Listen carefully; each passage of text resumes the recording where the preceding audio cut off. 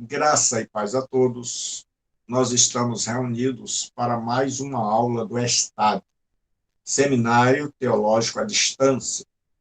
Eu sou o professor Gilberto Rebouças, pastor e professor, expositor bíblico há mais de 30 anos. Então, nós estamos com o seminário que tem por objetivo ajudar, levar um conhecimento mais profundo àqueles e aquelas que não têm condição de estarem de segunda a sexta num seminário presencial, mas querem um seminário de qualidade. Então, nós estamos estudando teologia bíblica, mais precisamente o Pentateuco, ou os 5 livros, os primeiros 5 livros da Escritura.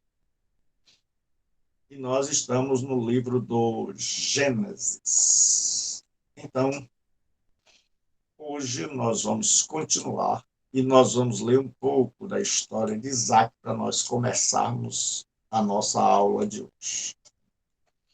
Sobrevindo fome à terra, além da primeira a vida nos dias de Abraão, foi Isaac a Gerar, avistar-se com Abimeleque, rei dos filisteus.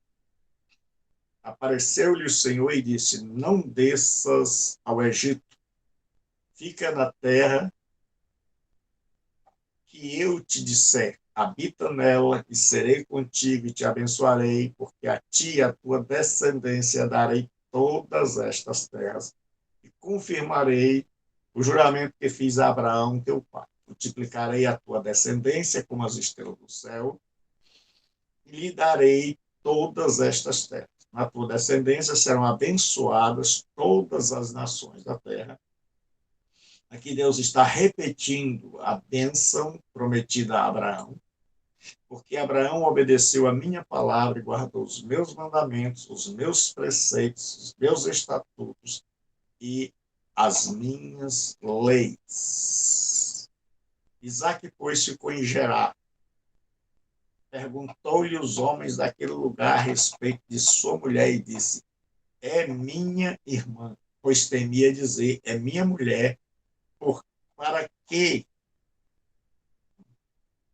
dizia ele consigo, os homens do lugar não me matem por amor de Rebeca, porque era formosa de aparência. Senhor nosso Deus, pedimos a tua graça, pedimos a tua bênção, a tua unção sobre as nossas vidas, para que possamos, ó Deus, nesta noite, estudarmos a tua palavra. Ser com cada um de nós em nome de Cristo.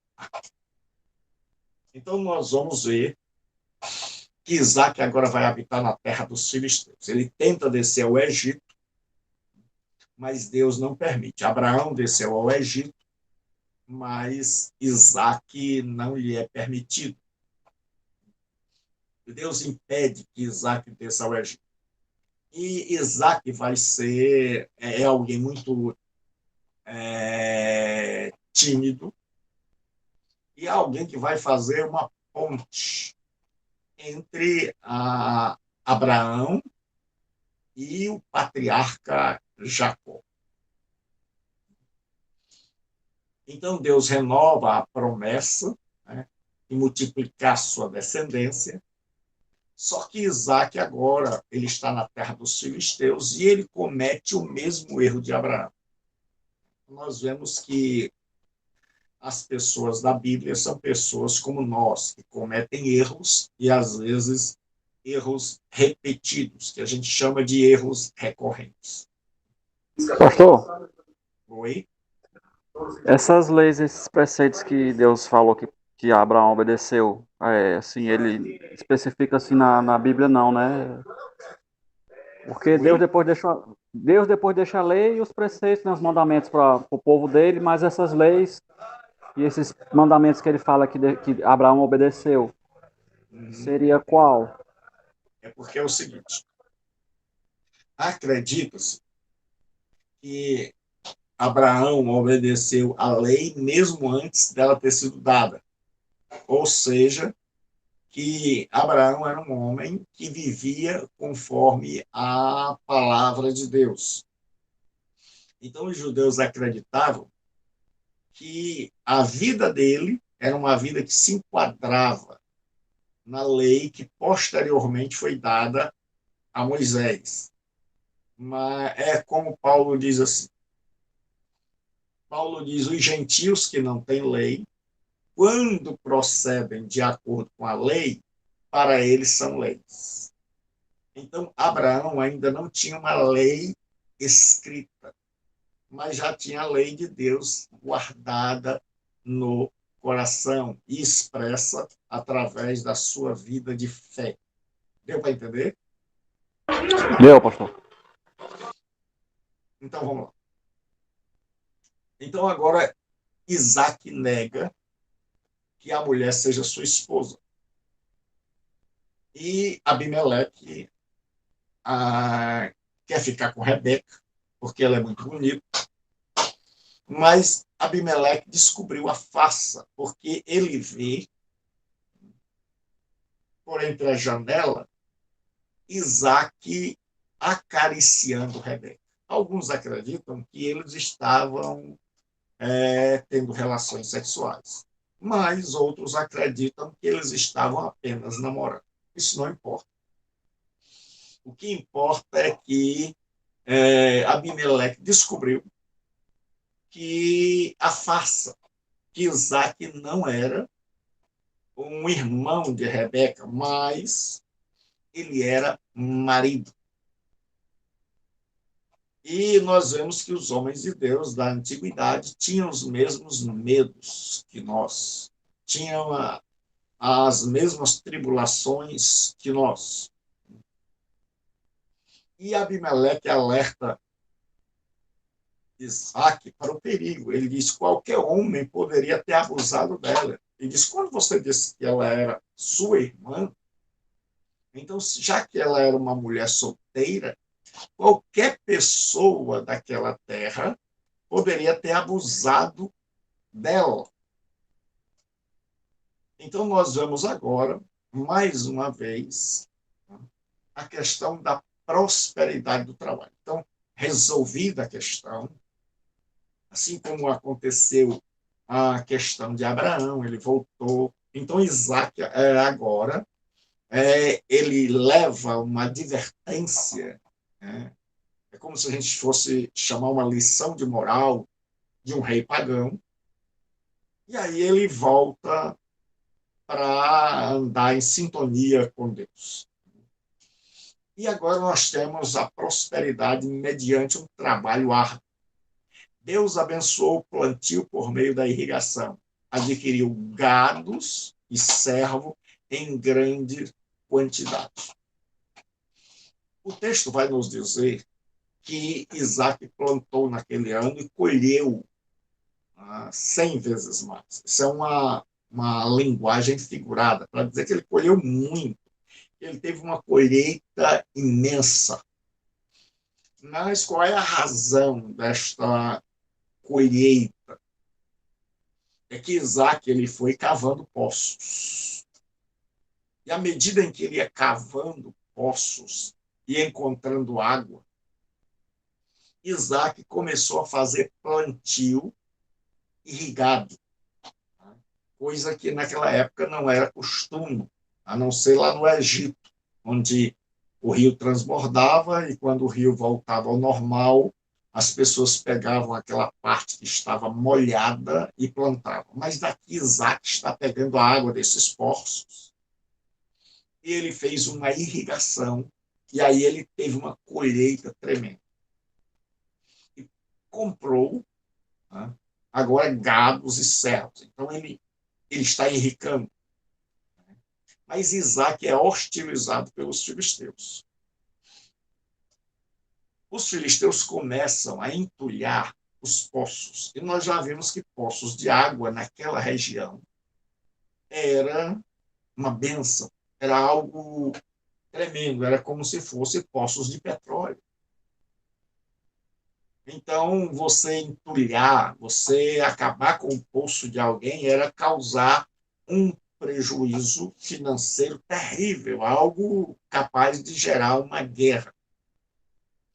Então, os filisteus, vendo que Isaac estava prosperando, eles, por inveja, começaram a entulhar os poços cavados por Abraão e utilizados por Isaac na sua irrigação.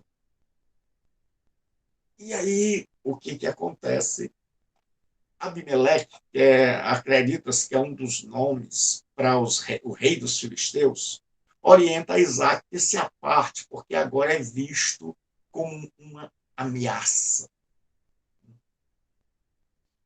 igual ao Egito. Né? Então, agora, Abimeleque diz: olha, o meu povo já não te olha com bons olhos. Então, nós já vimos que o Gênesis ele vai tratar da questão da separação. Abraão caminhou entre os filisteus, Isaac viveu entre os filisteus,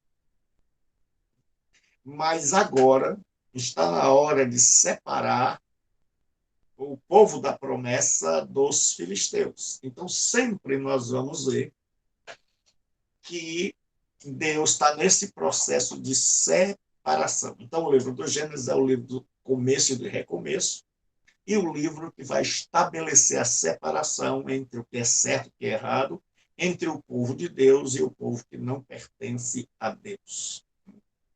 Então, a paciência de Isaac diante das provocações. Isaac é alguém que é caracterizado pela sua paciência. Ele manda reabrir os poços. A primeira coisa é que ele não vai fazer uma guerra, ele não vai brigar. Ele manda reabrir os poços de seu pai, que haviam sido entulhados pelos filisteus, e ele coloca os mesmos nomes. Depois, os servos de Isaac cavam um poço, e os filisteus contendem por causa desse poço. E aí ele chamou o poço de Ezeque, que significa contenda.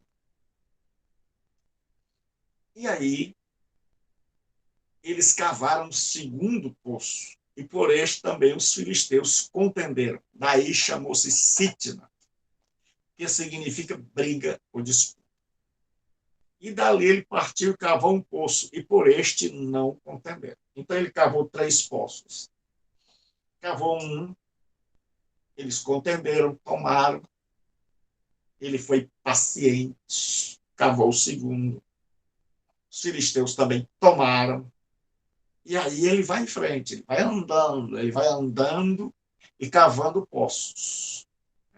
E ele cava o terceiro. E aí, por esse, os filisteus já perceberam que Isaac não vai se curvar, não vai aceitar as provocações. É um homem de paz. E por isso chamou Reobote, que significa lugar amplo, lugares espaçosos. Então agora Deus deu a ele um lugar largo, deu a ele um lugar amplo. É muito importante que nós mantenhamos isso em mente. Para o judeu, amplidão e espaço era sinônimo de bênção. Vou repetir. Para o judeu, amplidão e sinônimo, vou chamar até aqui o Júnior, nosso aluno. Júnior, o que é, né, espaço para o judeu? Professor, espaço para o judeu, amplidão, largueza, era sinônimo para o judeu de bênção divina. Ah, muito obrigado, Júnior. Então, quando a gente vai chegar no Novo Testamento, Jesus vai dizer que tem a porta larga, o caminho espaçoso e a porta estreita e o caminho apertado. Então, o judeu está acostumado com largueza e não com caminho estreito e porta porta estreita e caminho apertado. Então, agora, ele chega a um lugar onde esse lugar é largo, tem lugar para plantar, e ali a sua paciência sai vitoriosa. Agora nós temos o encontro de Isaac com Deus em Berseba. Ainda devemos lembrar que Berseba era o poço cavado por Abraão na sua aliança com o rei dos filisteus, e que ele sacrificou 7 cordeiras, que é o que significa Berseba. Então Deus aparece em Berseba: eu sou o Deus de teu pai, Abraão, não temas, porque eu sou contigo. Então era normal que Isaac, agora que não estava mais no meio dos filisteus, porque quando eles habitavam com os filisteus, eles tinham uma proteção.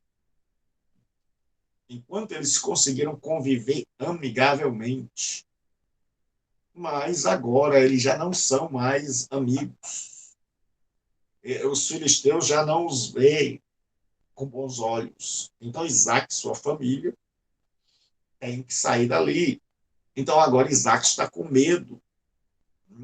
Ele tem servos, ele tem gado, e ele teme. Aí Deus vem e fala para incentivar, para motivar e para tirar o medo, e diz: não temas, porque eu sou contigo. Sou contigo. 3 coisas fundamentais Isaac fez ali. Diz assim: Isaac edificou um altar, armou uma tenda e cavou um poço. São 3 coisas, que é a nossa comunhão com Deus, a nossa casa, a nossa família e o nosso trabalho, o poço. Então Isaac fez 3 coisas ali. Ele edificou um altar. Primeira coisa, o carro-chefe da nossa vida é a comunhão com Deus. Armou ali uma tenda. Isso significa que ele era peregrino. E era uma pessoa seminômade. Ou seja, agora ele está peregrinando pela terra. Ele arma uma tenda e cava um poço. São 3 coisas que Isaac vai fazer. O rei dos filisteus procura Isaac para fazer uma aliança. Aí nós estamos vendo que as coisas que aconteceram com Abraão vão acontecer também com Abimeleque. Isaac estranha a visita daquele rei que o havia mandado embora. E a resposta de Abimeleque é: vimos que o Senhor é contigo. Naquela época, as pessoas, era como hoje, avaliavam as pessoas pelas bênçãos. Então, quando ele percebe que Isaac trabalha, prospera, que Isaac cava poços e acha água, que não era fácil, era muito difícil, era preciso ter a bênção de Deus, era como uma espécie de jogar na loteria. Você cavar num lugar deserto e encontrar água, e água corrente, que eles chamam de água viva. Então, quando Isaac está prosperando, o rei dos filisteus percebe que Deus é com ele. E, percebendo a grandeza de Isaac, vem do mesmo jeito, a história sempre se repetindo, pedindo que Isaac, em uma vez crescendo, se tornando poderoso, não venha fazer mal aos filisteus. Então, agora vai haver uma nova aliança, que já tinha sido feita entre Abraão e o antigo rei. Agora é feita uma nova aliança por meio de um grande banquete. Comer com alguém implicava em estar de acordo com ele.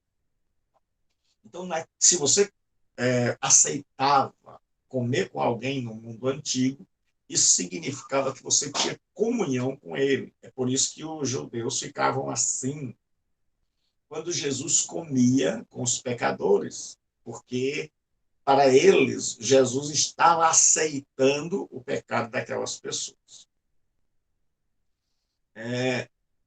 Os servos acharam um poço de águas vivas, quer dizer, águas correntes, como eu já expliquei.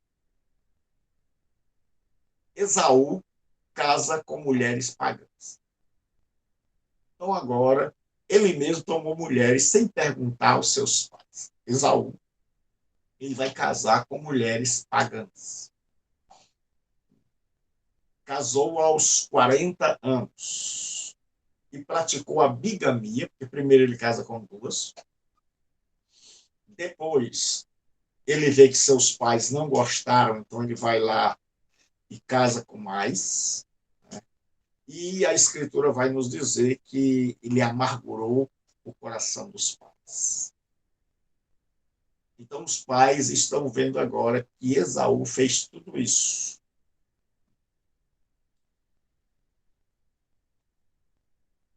Agora nós temos a parcialidade dos pais evidenciada na hora da bênção.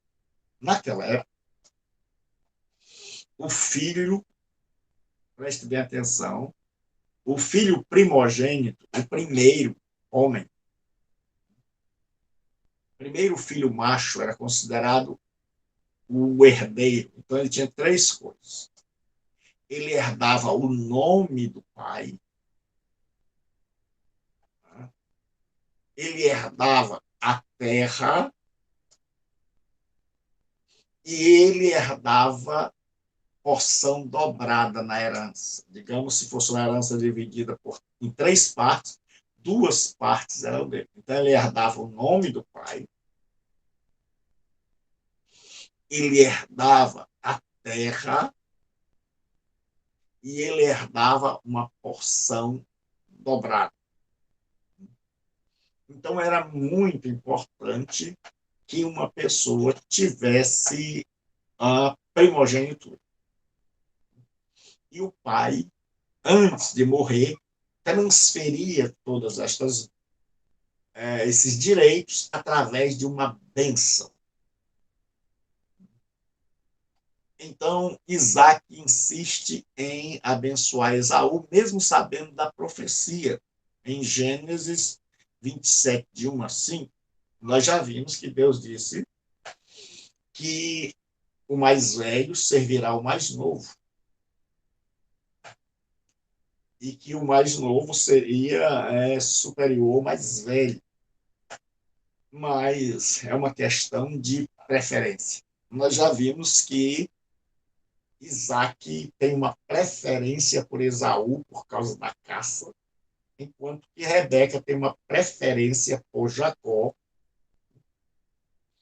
por causa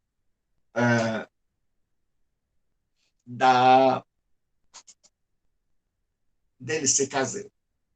Né? Então, nós já vimos lá que diz: o mais velho servirá ao mais novo. Então, ele não estava, ou por esquecimento, ou porque a gente faz o que a gente gosta, nossa mente é seletiva. Então, o que acontece? O pai chega para o filho Esaú, e ele vai contra a palavra de Deus, e ele diz: vai caçar, prepara um guisado para que eu te abençoe. Você está chegando a hora de eu partir, e eu tenho que transferir, passar o poder, passar tudo para você. E aí Esaú vai. E o que acontece? Rebeca e Jacó buscam a bênção por meio do engano. Então, Rebeca orienta Jacó. Rebeca diz: olha, teu pai disse isso. Ele vai abençoar teu irmão. E Rebeca diz o seguinte: teu pai já está velho, ele não enxerga direito. Então, vamos fazer o seguinte: você vai lá, mata um cabrito, eu preparo do jeito que teu pai gosta, e você vai levar e você vai receber a bênção no lugar do Esaú, teu irmão. E aí ele diz o seguinte: mas meu pai vai ver que eu sou liso, meus braços não têm muito pelo como os de Esaú. E ele pode também querer que eu chegue perto para sentir o cheiro. Então eu receberei maldição. Ela disse, não, deixe comigo. Se houver alguma maldição, seja sobre mim. Então, para que o braço de Esaú, de Jacó, ficasse peludo, ela colocou a pele de animais sobre os seus braços. E para que ele tivesse o cheiro de seu irmão, ela pegou uma roupa do irmão e vestiu. E aí, o que acontece? Ele vai e diz, pai, cheguei. E o pai diz, mas você foi muito rápido. E ele diz, Deus, o teu Deus, mandou a caça na minha direção. E aí o Isaac diz o seguinte, rapaz, a voz é de Jacó. E aí ele pede para que ele chegue perto, para que ele possa apalpar, e ele apalpa, vê aquilo, percebe que é peludo, mas ele tem alguma desconfiança ainda, pede para que ele se abaixe, para sentir o cheiro, e diz, o perfume do meu filho Esaú. Então ele ministra a benção. E aí as bênçãos elas estão relacionadas à bênção de chuvas, terras produtivas com abundância, bênção de senhorio sobre todos os povos, bênção de senhorio sobre os irmãos, e bênção de Jacó agora é o bendito do Senhor. Então agora Jacó herdou ou tomou a bênção do seu irmão. Esaú descobre. Esaú, quando chega no campo, vai preparar o guisado e entrega a seu pai. Isaac pergunta quem é, e a resposta o faz estremecer. Quando ele pergunta quem é, já é a segunda vez, e trazem guisado, ele diz, eu sou Esaú, teu filho. Isaac estremece, porque percebe agora que deu a bênção a outra pessoa. E essa pessoa era Jacó. E eu fico assim, quando eu leio textos como esse, pensando na direção de Deus para as nossas vidas. Que mesmo nós, sendo tão imperfeitos, Deus, em sua infinita perfeição, faz com que os seus planos prevaleçam. Deus tinha dito, olha, há duas nações no teu ventre, Rebeca. E dois estão guerreando, e o maior servirá ao menor. Então Deus já tinha um plano de que Jacó seria o usado por Deus.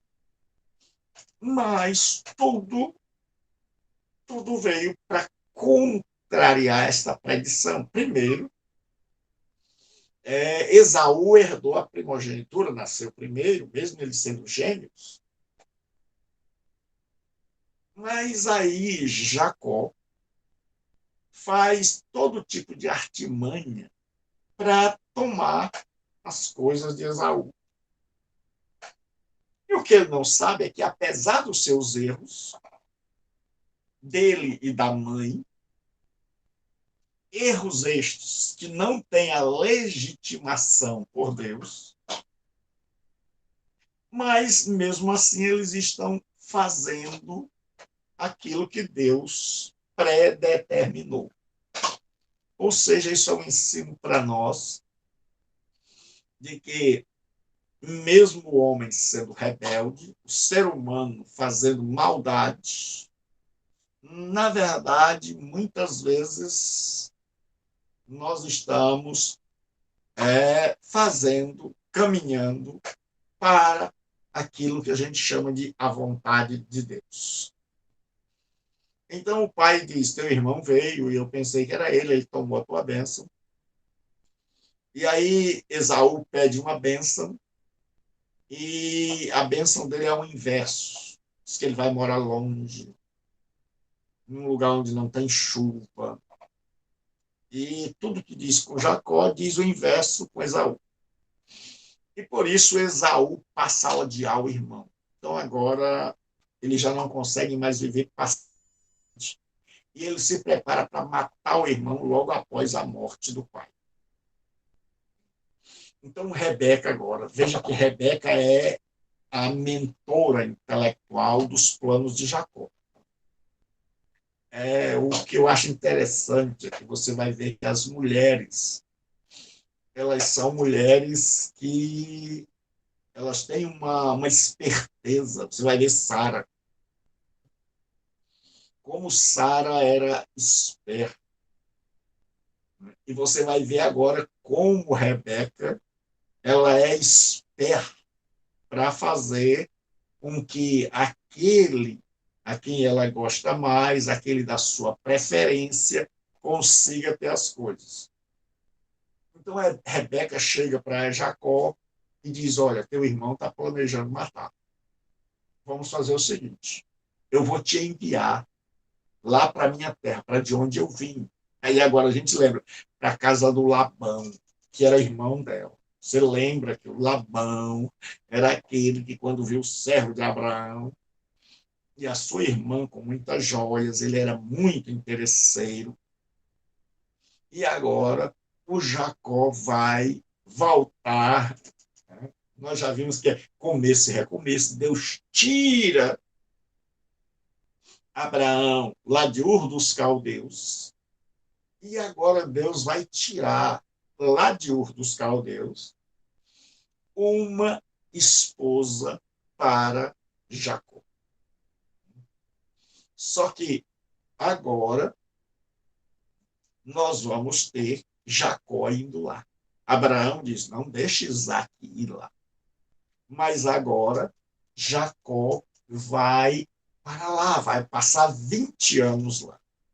E por que o Jacó, nosso amigo, muito esperto, aliado com a mãe dele, vai passar 20 anos lá com o seu tio Labão? Porque Labão é um tremendo enganador. Isaac vai aprender, né, a não enganar mais ninguém. Ele vai ver como dói ser enganado. Ele vai para a escola do engano. Ele vai agora pegar, ele se achava o esperto, e ele vai encontrar um homem tio, que vai se tornar sogro, que vai ser muito esperto do que ele. E aí Jacó vai aprender na pele o que sofreu seu pai, o que sofreu seu irmão, e aí ele vai ser transformado.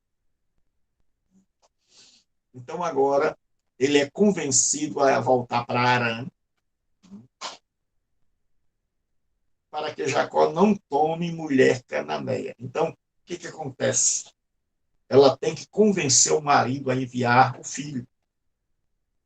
E aí ela diz: olha, o nosso filho Esaú tomou mulheres daqui, é desobediente. Jacó pode fazer a mesma coisa. Essa mulher é muito esperta. E aí Isaac dá o seu consentimento de o filho ir embora, de o filho voltar lá para Ur dos Caldeus. Vamos começar tudo de novo. Né? Bem-vindo à recapitulação. O livro do Gênesis é assim. Então, não pense no livro do Gênesis como uma ordem cronológica. O livro do Gênesis não foi escrito em ordem cronológica, mas em vai, volta, termina, começa de novo, errou, vamos voltar, vamos começar, vamos para frente. Então, o que acontece? Rebeca agora ela vai se despedir do seu filho predileto. Então, todo erro tem suas consequências. Rebeca agora não vai ver mais esse filho. Ela vai morrer e não vai ver o filho que ela tanto amava. É o preço do engano, é o preço do pecado. Isaac envia Jacó à Mesopotâmia. entre Pótamos, rios, entre o rio Tigre e o Eufrates. E Isaac ordena a Jacó que não tome esposa cananeia. Então Jacó vai obedecer ao pai.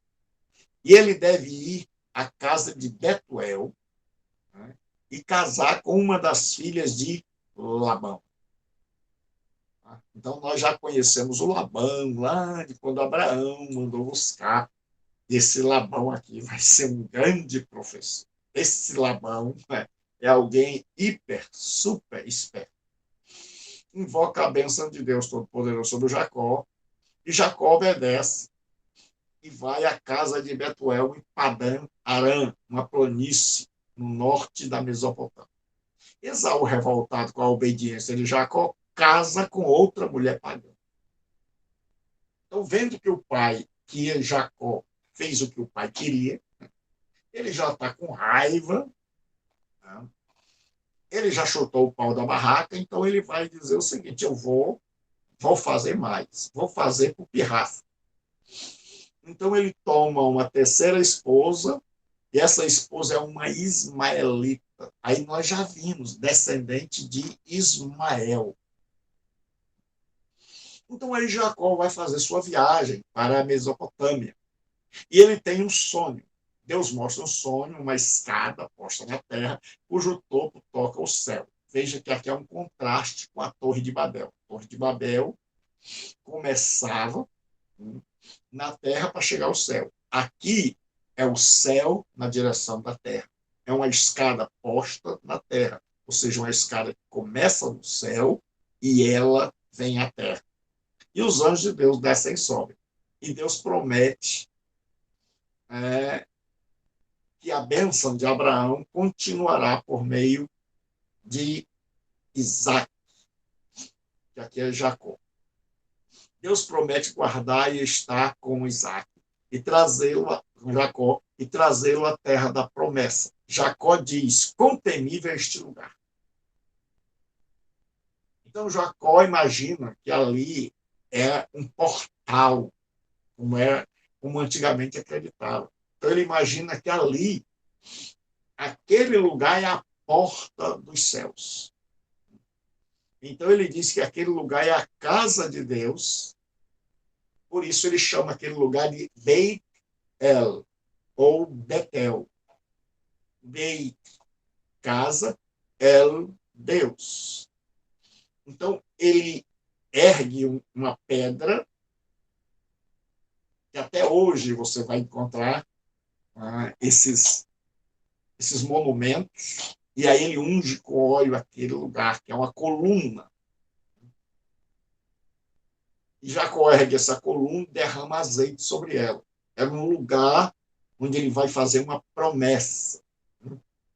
E ali Jacó dá um nome àquele lugar, que antes era luz e agora é Beit-El, casa de Deus. E Jacó faz um voto.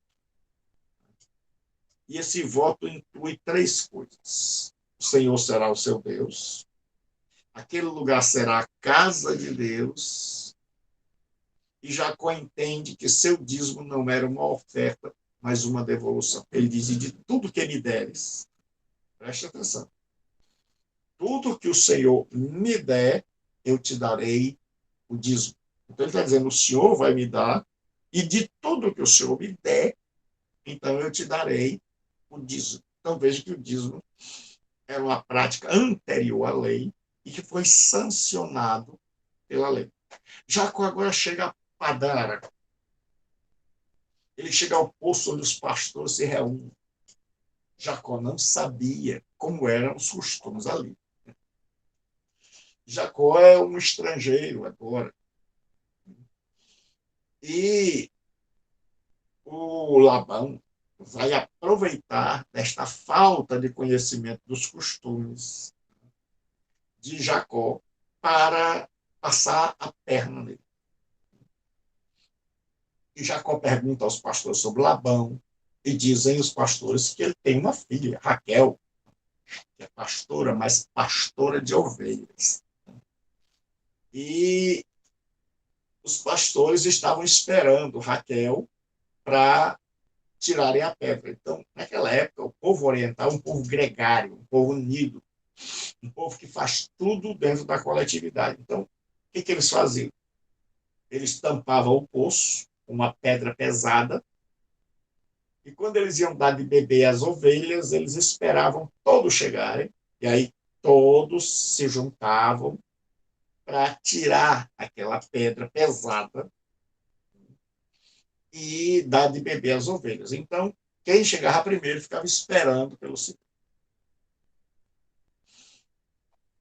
Jacó agora vai encontrar com Raquel junto ao poço. Chegando Raquel, Jacó remove a pedra. Jacó fica feliz. Ele olha para Raquel. Raquel é uma moça muito bonita. Né? E aí Jacó vai lá e dá uma de o forte. E aí ele retira a pedra do poço. Né? E ele começa já a meter os pés pelas mãos. Então, o costume era todo mundo esperar, tirar para todo mundo beber. Então, agora Jacó tira sozinho a pedra e dá de beber as ovelhas. E todo mundo fica olhando um estrangeiro agindo de uma forma contrária. Então, todas as pessoas percebem que aquele homem não sabe de nada do seu país. Então, agora Jacó vai contar para Raquel que ele é seu parente, e Jacó vai encontrar com seu tio Labão. Ele vai imaginar o seguinte, que ele vai receber Jacó muito bem, e ele vai imaginar, ele está imaginando, ele recebe Jacó muito bem, porque ele imagina que Jacó, olha, se o servo de Abraão veio com tanta riqueza, imagine o Jacó, que era neto. Imagine o Jacó, que era filho da irmã dele. A irmã dele devia ter ficado muito rica, como as pessoas dizem no ditado popular, por cima da carne seca. E o Labão, super interesseiro agora, está pensando, olha, vem mais um. Ah, o que ele não sabia é que esse Jacó não tinha nem travesseiro. Esse Jacó vem sem nada. Esse Jacó, ele vem para pedir ajuda e não para trazer presentes. E aí agora Jacó vai descobrir a lei da semeadura e da colheita, que é aquilo que o homem plantar, engano, agora ele vai colher. Labão observa que Jacó deve receber o seu trabalho. Jacó está trabalhando. E aí ele diz, olha, você deve receber. Como é que eu faço para te pagar? Jacó faz uma proposta. Jacó diz, eu trabalharei 7 anos por tua filha Raquel. Labão diz, é melhor que eu te dê do que a outro. É mais negócio, fica em família. Só que Labão não disse a Jacó como era o costume da terra. Labão fica calado, ele percebe que Jacó não entende dos costumes da terra, de como as coisas acontecem ali. E Jacó vai trabalhar durante 7 anos. E Labão omite que naquela terra, quem casa primeiro é a primogênita, era Leia. A Leia era desprovida de beleza. E ela tinha que casar primeiro. E o Jacó não sabia disso. O Jacó pensava que podia casar primeiro com a Raquel. E o Labão estava querendo fazer o que nós chamamos hoje de combo. Está muito comum hoje o combo, é você juntar várias coisas e vender por um preço. Então, o Labão, muito esperto, ele queria vender 2 filhas. Né? Ele sabia que ninguém queria casar com a Leia, e agora ele pega alguém que é inocente, que não sabe dos costumes, que quer casar com a filha dele e não sabe que, por costume, ele terá que casar primeiro com a mais velha. Então, Labão faz questão de silenciar, faz questão de dizer: olha, eu não vou dizer nada.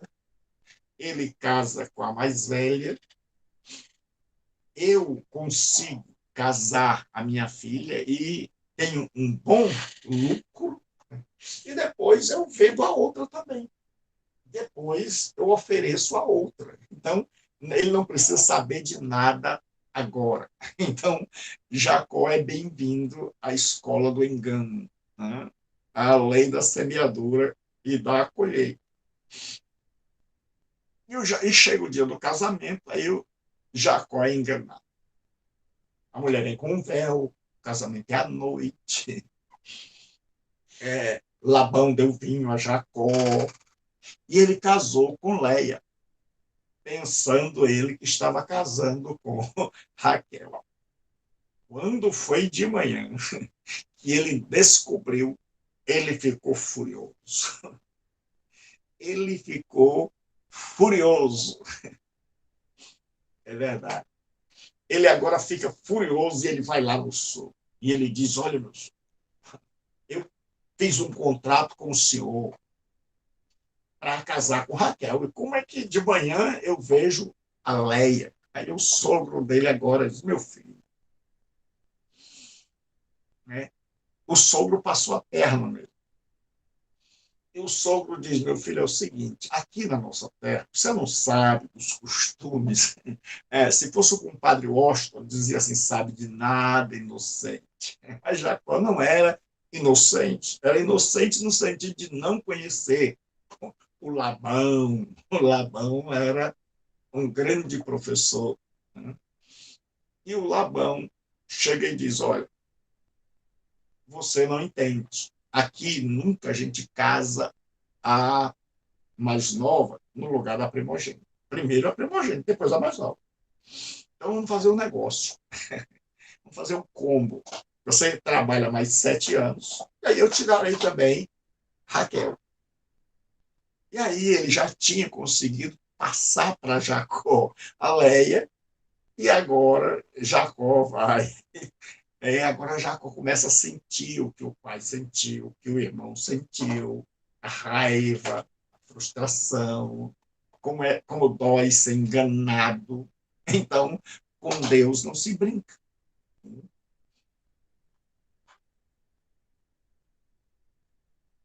Então, surge agora o casamento de Jacó com Raquel. Após as núpcias com Leia, Jacó vai casar com Raquel. E alguns estudiosos dizem o seguinte, que agora ele não espera mais 7 anos para casar. Ele casa logo, mas tem que trabalhar 7 anos para pagar. Ao todo, ele trabalha 14 anos, 7 por cada esposa, e mais 6 para receber o seu salário de ovelhas e servos. E Deus agora equilibra as coisas. Jacó, Deus é tremendo. Jacó amava Raquel, mas ele não amava a Leia.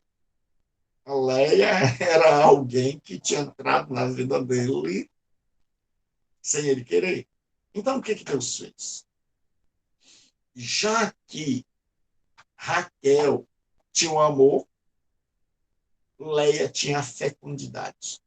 Naquela época era muito importante uma mulher que desse filhos, e principalmente filhos homens. Então, Raquel tinha um amor e Leia tinha os filhos. E aí começa o nascimento dos filhos de Jacó. Cada filha dessa de Labão, no casamento, ela herda uma escrava. Então, Jacó agora tem 2 esposas e 2 concubinas. E destas 4 mulheres, ele vai gerar os filhos que tornar-se-ão as 12 tribos de Israel. Então, primeiro a dar à luz é Leia. ela vai dar luz ao primogênito Ruben, que quer dizer eis um filho.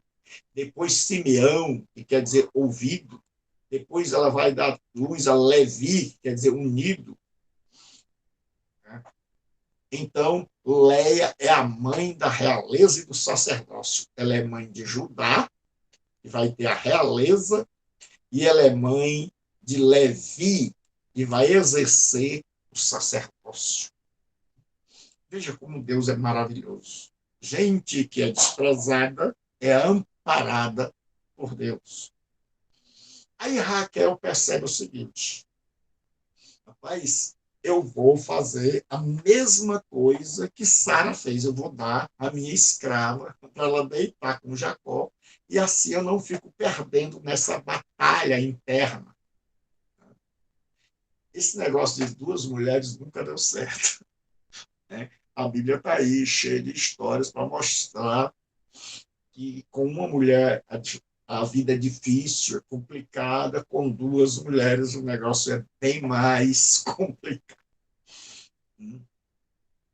Então, agora, ela pega a sua serva, e a serva tem Dan, vai ser um menino travesso, que quer dizer juiz. Ela tem Naphtali, que quer dizer lutas. Então, ela tem mais dois filhos agora. E agora ela toma esses filhos para si, como se fossem filhos dela. E aí vão nascendo filhos de Jacó, mas com mães diferentes. Então, é uma família de natureza diferente.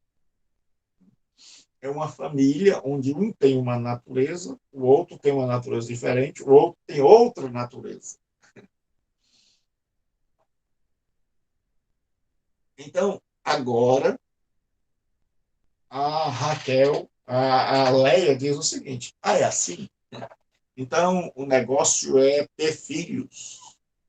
Então, ela teve dois. Então, eu vou fazer o seguinte: eu vou dar a minha serva Zilpa. E aí, Zilpa fica com Jacó. E o Jacó está calado com tudo isso.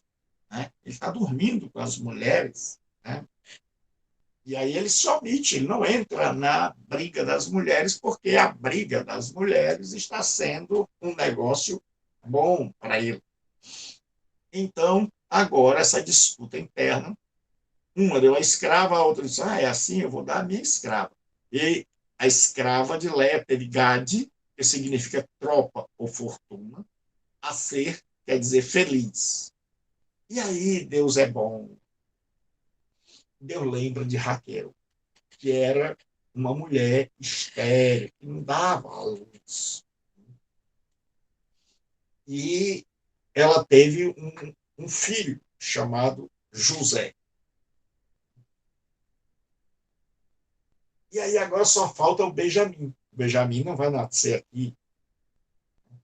O José quer dizer adição. E aí Jacó pede a Labão para retornar para sua terra. E na próxima aula, nós vamos começar aqui com Labão faz um pacto com Jacó. Então, vamos, ainda nós temos alguns minutos.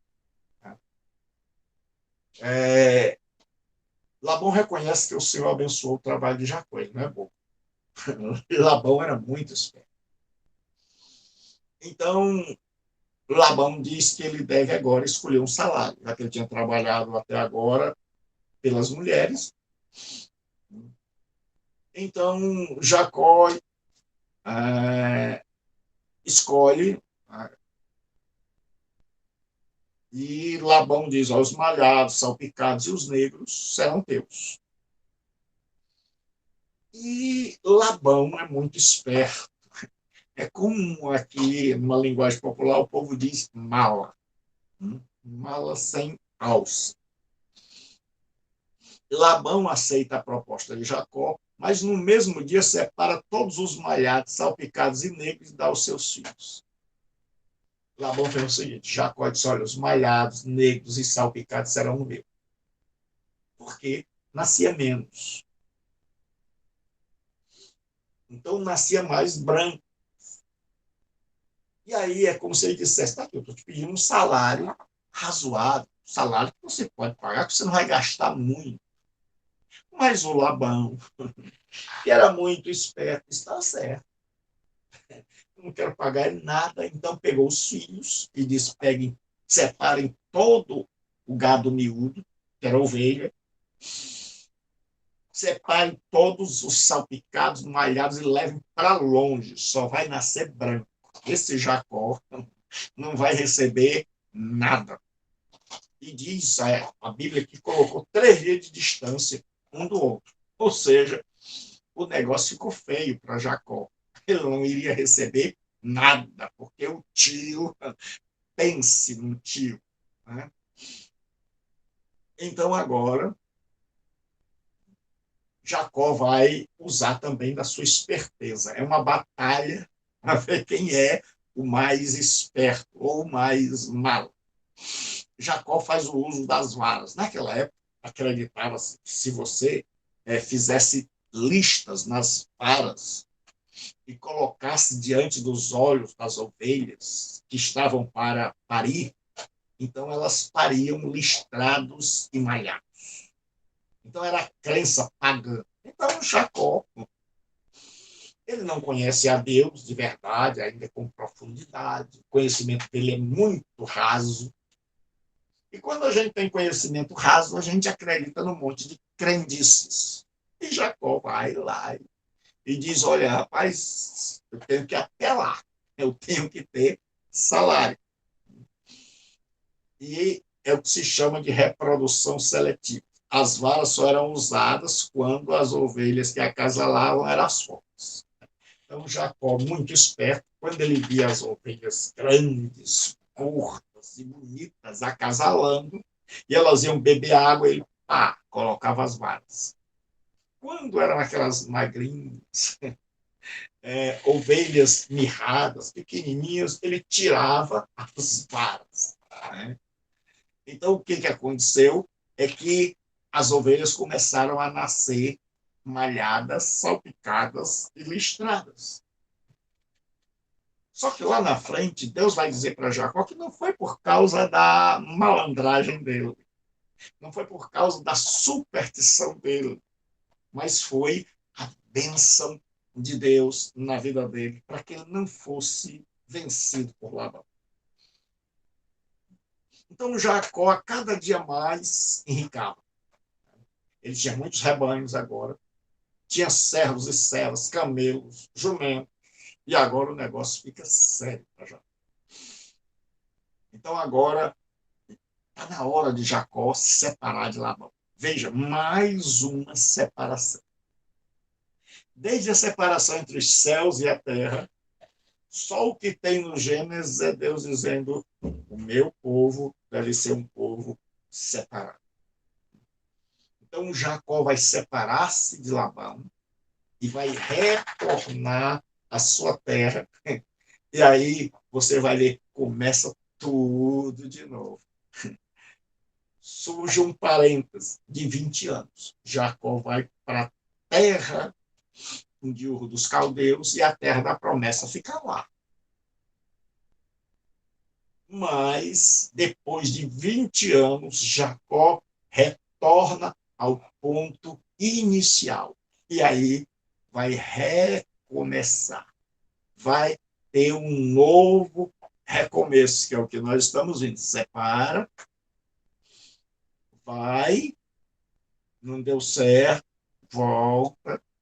Mas uma coisa é certa: o plano de Deus será estabelecido. O plano de Deus, apesar de nós, continua dando certo. Jacó volta para os trilhos. Então, muitas vezes o ser humano descarrila, vai ladeira abaixo, e Deus, em sua infinita graça, nos recoloca, coloca a humanidade nos trilhos, de sorte que o plano de Deus é que sempre vai prevalecer, sem que ele nos violente, sem que ele nos obrigue, mas a vontade de Deus, no final, é que vai prevalecer, E para encerrar esta aula, eu queria dizer para você que no final, o final, quem ganha é Deus e aqueles que com Ele estão. Então, alguma pergunta? Porque nós vamos encerrar esta aula. Deus os abençoe. Não, pastor. Se houver alguma pergunta, então, ouçam bem, certo? Continuem ouvindo.